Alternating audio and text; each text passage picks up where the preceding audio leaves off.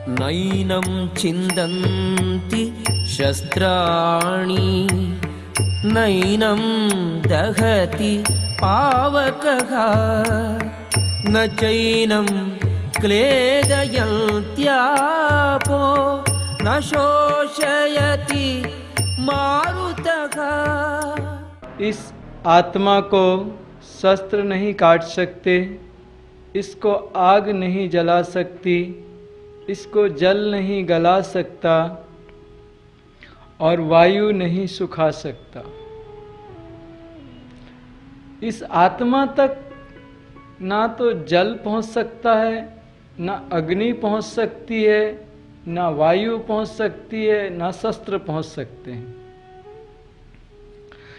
ये प्रकृति इस आत्म बल से ही अपना कार्य कर रही है। मान लीजिए पंचभूत का शरीर है, इसमें पृथ्वी, जल, अग्नि, वायु और आकाश ये सारे हैं और अपना कार्य कर रहे हैं। लेकिन अगर इसमें से जीवात्मा निकल जाती है तो क्या वो अपने कार्य करेंगे? उस जीवात्मा की ऊर्जा से ही मन गति कर रहा है, बुद्धि कार्य कर रही है, इंद्रियां विषयों में जा रही हैं और पंचभूत अपनी व्यवस्थाओं में व्यवस्थित हैं। अगर जीवात्मा ना हो तो क्या ये सब होता है? कुछ नहीं होता, पूरा शरीर निस्तेज हो जाता है। तो जीवात्मा की ऊर्जा से ही ये गति कर रहे हैं, ये कार्य कर रहे हैं पंचभूत। जीवात्मा इनके बहुत ऊपर है, मन बुद्धि के भी ऊपर है। फिर ये जीवात्मा को कैसे मार सकते हैं? ये तो खुद जीवात्मा से जीवित हैं। इनका अस्तित्व आत्मा की ऊर्जा से है। अगर आत्मा ना हो तो इनका ये स्वयं अपने अस्तित्व को जीवित नहीं रख सकते। मन कहाँ होगा, बुद्धि कहाँ होगी, विषय कहाँ होंगे, वासनाएं किधर होंगी, इंद्रियां किधर होंगी, और तत्व शुद्धि कैसे होगी और तत्व बैलेंसिंग कैसे होगी?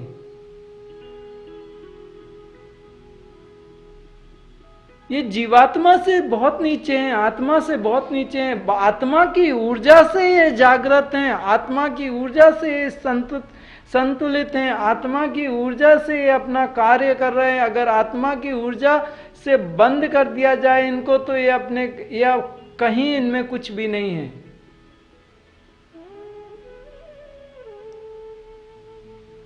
यही बात भगवान कह रहे हैं कि इस आत्मा को शस्त्र नहीं काट सकता। आत्मा दिखे, आत्मा कहीं मिल जाए तो शस्त्र पहुंचे।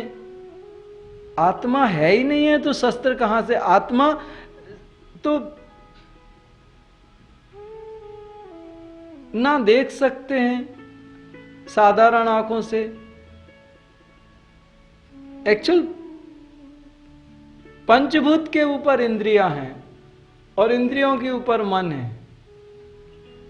पंचभूत इंद्रियों को नहीं जानता क्योंकि इंद्रियां उसके ऊपर है। इंद्रियां मन को नहीं जानती, मन इंद्रियों को जानता है, लेकिन इंद्रियां मन को नहीं जानती।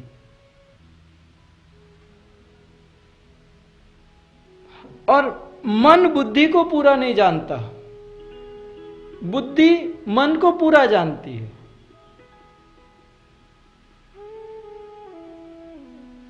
और बुद्धि के ऊपर आत्मा है। आत्मा बुद्धि को जानती है, लेकिन बुद्धि की इतनी सामर्थ्य नहीं है कि वो आत्मा को जान सके। वो आत्मा में स्थिर हो सकती है, इतना कर सकती है, लेकिन उसको जानने में सामर्थ्य उसकी उतनी नहीं है। आत्मा की शक्ति से ये जीवित हैं, इनमें जीवन है, इनमें गति है, इनमें कार्य है, इनमें व्यवस्थाएं हैं। इनसे आत्मा नहीं है, आत्मा से ये है। भगवान इसको यही समझा, यही अर्जुन को कह रहे हैं कि आत्मा को शस्त्र नहीं काट सकते। अगर तेरे को लगता है कि तू इनका विनाश करेगा तो हो ही नहीं सकता। आग नहीं जला सकती, इसको जल नहीं गला सकता और वायु नहीं सुखा सकती। अध्याय 2 का 23वां श्लोक। अच्छेद्योऽयम् अदाह्योऽयम् अक्लेद्यो शोष्य एव च नित्यः सर्वगतः स्थाणुः अचलोऽयं सनातनः। आत्मा अव्यक्त अर्थात चक्षु आदि ज्ञानेंद्रियों का विषय नहीं है, उसको देख नहीं सकते। आंखों से, इन पंचभूतों से उसको अनुभव नहीं किया जा सकता, ज्ञानेंद्रियों से उसे जाना नहीं जा सकता, अचिंत्य है, अर्थात मन का भी वो विषय नहीं है, मन से भी परे है। मन भी उसको ना देख सकता है, ना जान सकता है, ना समझ सकता है, एक परे है, अविकारी है। वो श्रेष्ठ है, दिव्य है, उसकी अनुभूति करने के बाद कोई विकार भी नहीं रह जाता, इसलिए वो अविकारी है।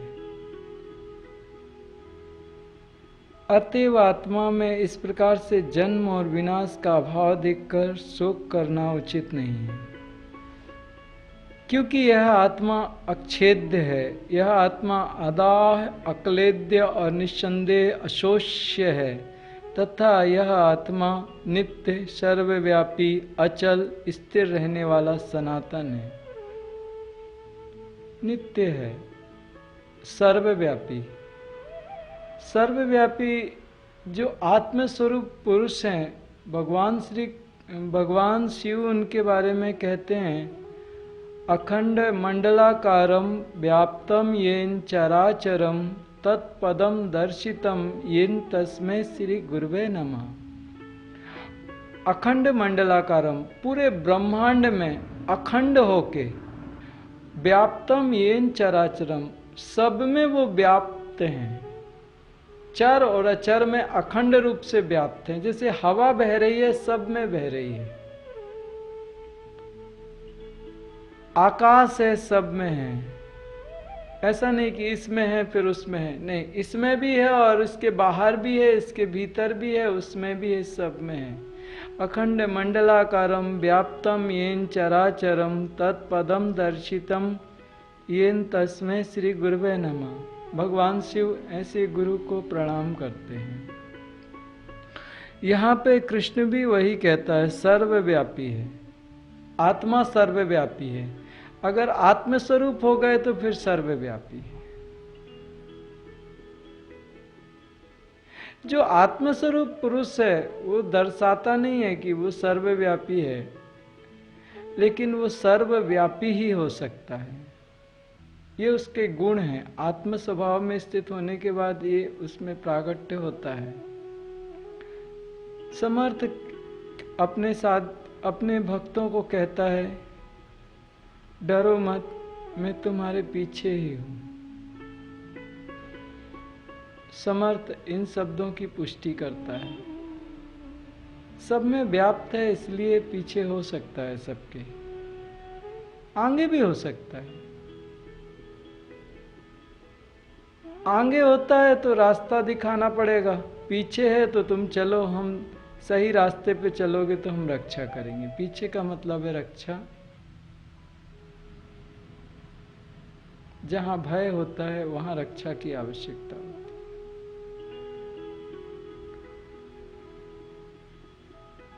अचल है, ये चलायमान नहीं है। आत्मा चलायमान नहीं है, स्थिर है, स्थिर रहने वाला और सनातन है। जब कुछ भी नहीं था तब भी आत्मा थी, जब कुछ भी नहीं रहेगा तब भी आत्मा रहेगी। सनातन है, इसका ना आदि है ना इसका अंत है। कहीं से भी इसका किसी भी प्रकार कैसे भी कोई क्षय नहीं है। किसी काल में, किसी देश में, किसी व्यवस्था में किसी भी प्रकार का कोई क्षय नहीं है। इसमें कोई हानि नहीं है आत्मा में।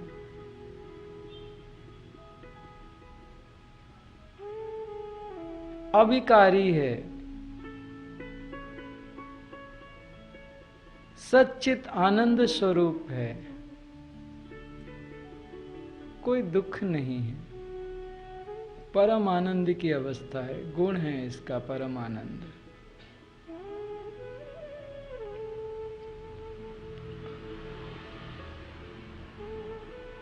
और परमहंस तो कह गए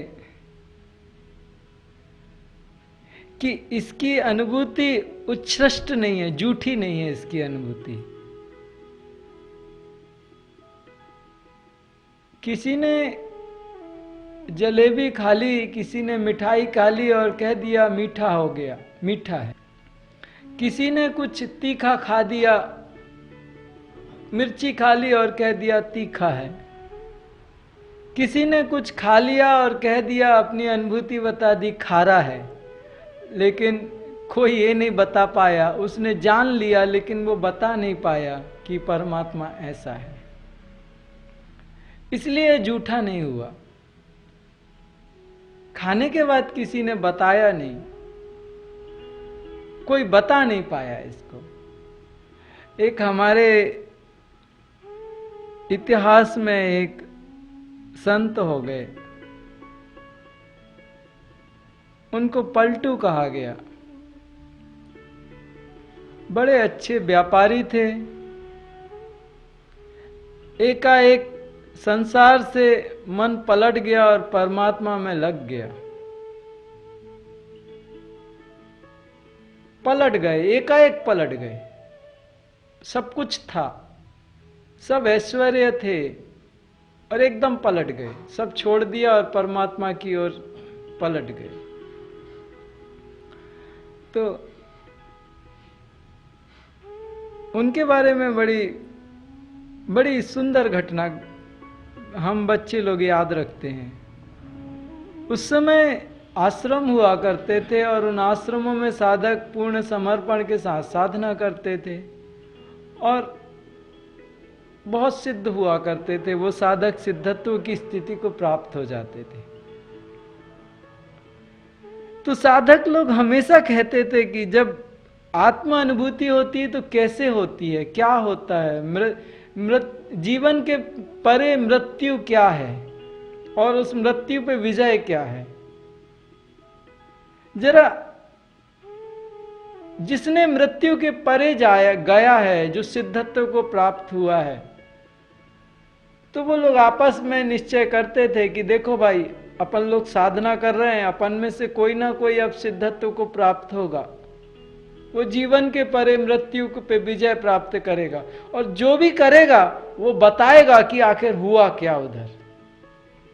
आपस में हमेशा यही एक उनका डिस्कशन। देखो किसी को भी हो गया, वो सब आपस में एक दूसरे को, देखो तुम भी बताना, मैं जाऊंगा तो मैं भी बताऊंगा। वो बोलता था तुम भी बताना, वो बोलता था तुम भी बताना, देखो पलट मत जाना। वो लोग जो गए हैं वो पलट गए सब, वो कुछ नहीं बताते, वो कहते ही नहीं है। यहां से बड़े बड़े वादे किए थे कि हम बताएंगे, अवश्य तुम्हें बताएंगे कि क्या हो रहा है उधर, कैसा है। और वहां जाने के बाद, उस स्थिति में पहुंचने के बाद कोई कुछ नहीं कहता। ये गजब हो जाता है।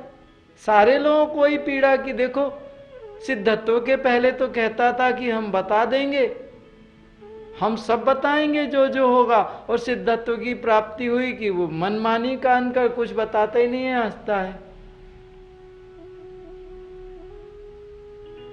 तो आपस में एक दूसरे से पक्की बात करते थे कि बताना है अवश्य, देखो गड़बड़ मत करना, बता ही देना।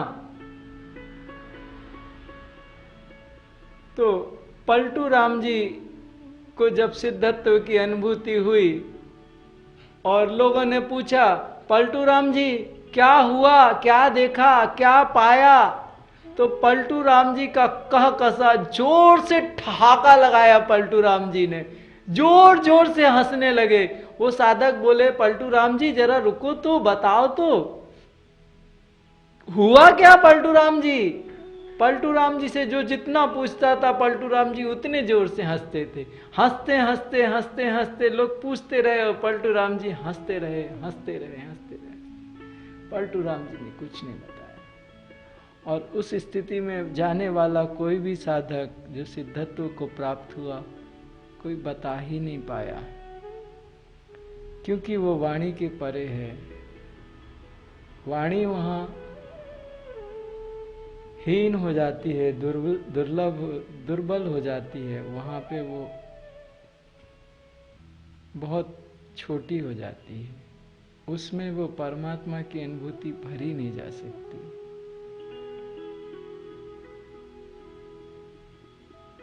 कोई नहीं बता पाया।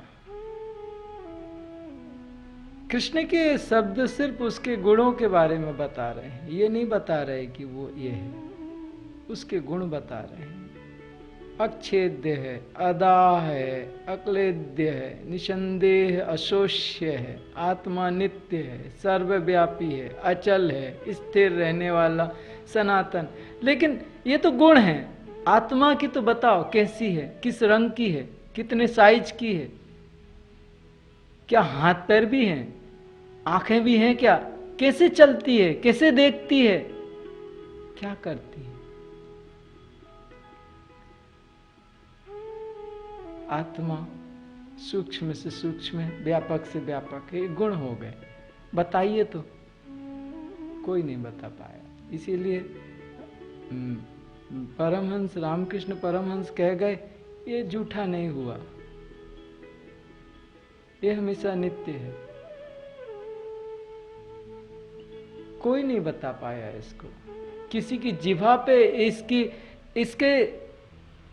इसकी अनुभूति किसी की जिह्वा पे नहीं आई, इसलिए झूठा नहीं हुआ। बड़ी गजब बात है। कोई भी नहीं बता पाया, आज तक नहीं बता पाया। उसके गुण बता देते हैं, चलो वो तो भगवान कृष्ण भी बता रहे हैं। यही भगवान कृष्ण अध्याय 2 के 24वें श्लोक में उन्होंने बताया आत्मा के गुण। श्री कृष्ण। अव्यक्तोऽयम् अचिन्त्योऽयम् अविकार्योऽयमुच्यते तस्मादेवं विदित्वैनं नानुशोचितुम् अर्हसि। यह आत्मा अव्यक्त है, यह आत्मा अचिंत्य है और यह आत्मा विकार रहित कही जाती है। इससे है अर्जुन, इस आत्मा को उपयुक्त प्रकार से जानकर तू शोक करने को योग्य नहीं है, अर्थात तुझे शोक करना उचित नहीं। अर्जुन, जिसकी टोटल कॉन्शियसनेस 3 डायमेंशनल थी, वो अपने आप को शरीर मानता, शरीर के सुख उसके लिए सबसे बड़े सुख हैं, उसके अपने जीवन जीने का तरीका है वही श्रेष्ठ है। उसकी जो सोच है, वो जो सोचता है ठीक। अर्जुन कहता है ये मेरा जीवन है, अगर मैं अच्छा भोजन नहीं करूंगा,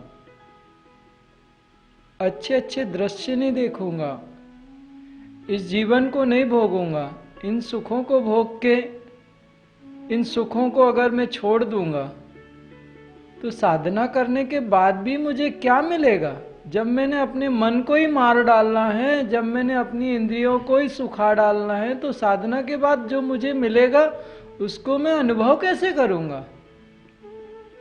और अगर कुछ मिल भी जाएगा तो उसका क्या फायदा है? ये सारे सुख छोड़ के और क्या मिल सकता है? और क्या दोगे तुम? और अगर मैंने अपनी मन और इंद्रियों का निग्रह कर दिया तो तुमने जो दोगे तो मैं कैसे अनुभव करूंगा? अर्जुन, बात है बिल्कुल निम्न स्तर की। अर्जुन की कॉन्शियसनेस, अर्जुन की समझ है अच्छा भोजन करो वही सुख है, अच्छे दृश्य देखो वही सुख है, अच्छे अच्छे मीठे मीठे स्वर आपके कानों में गूंजते रहे, वही सुख है। इंद्रियों से जनित जो सुख है, अर्जुन सिर्फ उसी की बात करता है, शरीर के सुख की बात करता है। और कहता है कि अपने विकारों को नष्ट करने के बाद में हम इन सुखों को कैसे भोगेंगे, क्योंकि इन विकारों से ही तो सुख है। अगर विकार नहीं रहेंगे, विजातीय वृत्तियां नहीं रहेंगी, तो फिर इंद्रियां तो निस्तेज हो जाएंगी, और इंद्रियां निस्तेज हो गई तो जो सुख ऐश्वर्य वैभव है वो तो खत्म हो जाएगा। और कृष्ण बात करता है आत्मा की। यह आत्मा अव्यक्त है, यह आत्मा अचिंत्य है, और यह आत्मा विकार रहित कही जाती है। अगर तुझे आत्मरमण करना है तो इन विकारों को नष्ट करना पड़ेगा। तू आत्माराम बनना चाहता है तो इन विजातीय वृत्तियों से युद्ध करना पड़ेगा।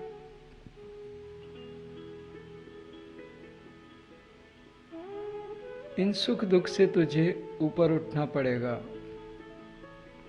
हे अर्जुन, इस आत्मा को उपयुक्त प्रकार से जानकर तू शोक करने योग्य नहीं है। अगर तू इस आत्मा को अच्छी तरह से जानेगा, जैसी है ये आत्मा, तो तेरे अंदर से शोक और दुख का नाश होता है। तू शोक करने योग्य नहीं रह जाएगा, क्योंकि उस आत्मा में परम आनंद की स्थिति है। उस परम आनंद को जान के ये सुख और दुख उसके सामने नगण्य हो जाते हैं, अक्षुण्य हो जाते हैं। वो आनंद कभी दुख में नहीं बदलता, वो आनंद परम आनंद में बढ़ता जाता है। तो इनको त्याग कर और जो सत्य है, जो नित्य है, जो शुद्ध है, जो बुद्ध है, उसकी ओर चल। जो बदलने वाली प्रकृति है, आज है कल नहीं, कल है आज परसों नहीं, ये बदलती रहती है दुनिया। इसको तू पकड़ने का प्रयास कर रहा है, ये पकड़ में आने वाली नहीं है। इसलिए तू इस आत्मा को उपयुक्त प्रकार से जानकर तू शोक करने के योग्य नहीं है, अर्थात तुझे शोक करना उचित नहीं है।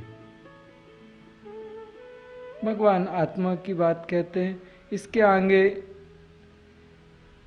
26 श्लोक में अथ चैनं नित्यजातं नित्यं वा मन्यसे मृतं तथापि त्वं महाबाहो नैनं शोचितुम् अर्हसि। किंतु यदि तू इस आत्मा को सदा जन्मने वाला तथा सदा मरने वाला मानता है, तो भी हे महाबाहो, तू इस प्रकार शोक करने के योग्य नहीं है। अगर तू मानता है कि ये आत्मा जन्म लेती है और ये आत्मा मरती है, तो मरने के बाद भी तो जन्म लेती है, फिर उसमें क्या शोक है? एक शरीर, मान लीजिए अपन वृद्ध हो गए, वृद्ध होने के बाद शरीर में जो पीड़ा आती है, जो रोग आते हैं, फटे कपड़े में कितनी बार आप थिगड़ा लगाएंगे, कितने बार सिलेंगे? आप भी तो अपने वस्त्र को बदल देते हैं। बहुत पुराना वस्त्र हो जाता है, वो उसका रंग उतर जाता है, कपड़ा घिस जाता है, कपड़ा फट जाता है। अब उसको आप कब तक पहनेंगे? आप स्वयं भी तो नवीनता चाहते हो, पुराने को छोड़ के कुछ नया पाना चाहते हो।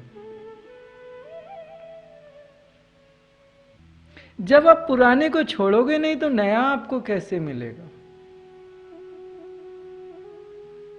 बिल्कुल वैसी बात है जैसे कॉन्शियस माइंड और सब conscious mind. Subconscious mind mostly 4% conscious mind होता है, 96% सबकॉन्शियस माइंड होता है।